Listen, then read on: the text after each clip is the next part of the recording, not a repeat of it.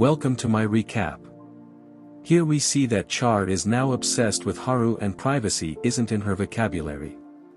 She always barges in and insists on playing together, and Haru finds it challenging to handle her overwhelming affection. Curious about his activities, Char discovers his surveillance magic, leaving her impressed. He believes it's a lost magic, but surprisingly, she tells him it's not lost and guides him to the castle library. Haru learns that his barrier magic is related to ancient magic, and never expected Char to have such knowledge, assuming the books were too complex for her. However, she reveals to him that her mother and Flay helped her to understand it, and now she wants Haru to read it to her. Sitting on his lap, they explore stories of gods traversing worlds, resembling an anime plot, and Haru wishes that he could watch anime in this world. Char doesn't know what he is talking about, but he tells her that she wouldn't understand. However, she insists on him explaining it to her. After knowing more about anime, Char expresses her desire to watch. So, Haru resolves to make Char join the otaku club and gets to work. After 2 weeks, he managed to get a modern Japanese internet connection through his magic, and his streaming subscription was still active, which he can access, because he is the MC. He creates a kid's profile for Char and allows her to choose an anime show. Despite her inability to understand the Japanese language, she is still amazed by the animated drawings come to life. Haru thinks it would be hard for her to learn a new language, but he is shocked as she manages to learn it in 2 hours. 2 weeks pass, and we see Char barging in, eager to watch the latest episode of her favorite anime. As she becomes engrossed in the anime, Haru wonders if she is a genius, as she mastered Japanese just by watching anime. However, as her big bro, he feels the need to set boundaries so that she doesn't get spoiled, and limits her viewing time to 3 hours a day. During dinner, Char struggles to stay awake, and her father Gold wonders what she has been up to, but she tells him that they are studying ancient magic.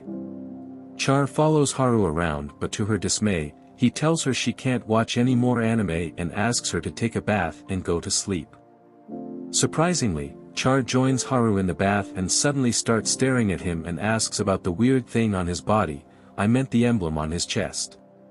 She identifies it as his proof of being an ally of justice, while Haru insists on keeping this a secret, telling her that heroes of justice need to hide their identities. They bid each other good night, but Char ends up sleeping next to Haru, much to their mother's delight, while Haru wishes for his personal space. The next day, Gold leaves for a mission to catch a group of thieves, leaving Char worried for his safety. She is depressed, but Haru assures her that their father will be fine. Char asks Haru to use his powers to fight the bad guys and insists he transforms like in the anime. Reluctantly, Haru agrees and transforms into a cheap version of Zero. Char wishes to go with him, but since it's too dangerous for her to accompany him, he sets up a magical live stream to witness his heroic acts before setting off. Haru locates the thieves in a cave and uses his barrier magic to trap them inside. While typically this should be enough, Haru decides to put on a show since Char is watching. He arrives at the scene, presenting himself as an ally of justice. Despite their attempt to rush him, Haru effortlessly defeats them, deliberately holding back since Char is watching. Just then, Gold arrives, wondering who he is. Haru, who couldn't come up with a cool name, makes up a random name, which meant still pending.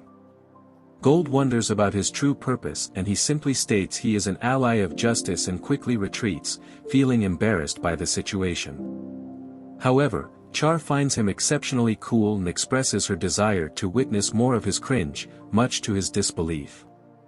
So, he kept going to battles and eventually became known as the Black Knight. Well, at least they didn't name him Zero. Over time, Haru manages to perfect his clone, thanks to the knowledge he gained from the library books. While the clone gains the ability to speak, it mirrors Haru's laziness and personality. As they say, double the laziness, double the fun. Char wakes up in Haru's bed and is shocked to see 2 Harus. Suddenly, they are interrupted to join a meeting, and Haru asks his clone to take his place. However, the clone refuses, leading Haru to realize that he won't find a replacement for his laziness. Their family welcomes royal guests, Prince Laius and Princess Marianne, and Haru wonders if they are his real siblings. Laius behaves like a typical D-bag. Although Marianne attempts to control him, he shuts her down, highlighting their differences as he is the next heir to the throne. While Haru is surprised by his behavior, Laius calls him out for staring at him and challenges him to a fight, underestimating his level. Haru measures his power using his assessment magic and learns that his level is 9 and his sister is at level 14, while Gold is at 32.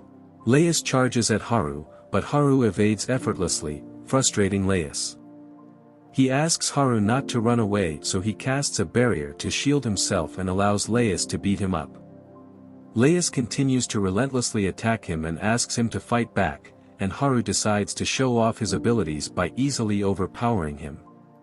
Laius then starts attacking him using his fire spell but gets easily absorbed by Haru's barrier, and when Haru tries to throw it back, Laius admits defeat.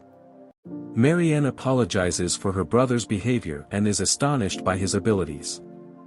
As Haru returns to his room, he wonders if this will attract the attention of his real parents. This is where the video ends. Thanks for watching, and see you in the next episode.